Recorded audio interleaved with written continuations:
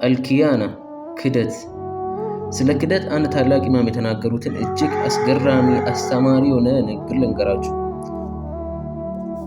አልኪያና ፊ ባዕድ አልአሕያን ተኩኑ ሽዑር አልአጅመል አሉ። ይሄ ክደት አንዳንዴ ጥሩ ስሜት ይኖረዋል።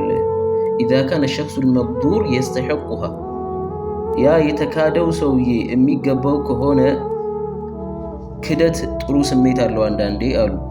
አልሑቡ ልሐቂቅ እውነተኛ ፍቅር ብሎ ማለት ላየንተሒ ኢላ ቢመውቲ ሳሒቢን፣ ያ ሰውዬ እስኪሞት ድረስ ያ ፍቅር አይጠፋም አሉ።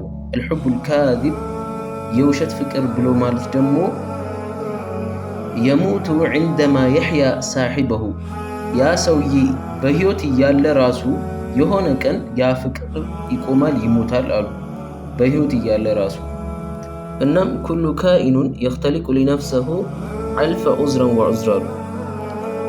ከዳተኞች ለሰሩት ነገር ራሳቸውን ለማሳመን 1001 ሰበባትን ይፈጥራሉ አሉ። እና ብዙም አትደናገጡ።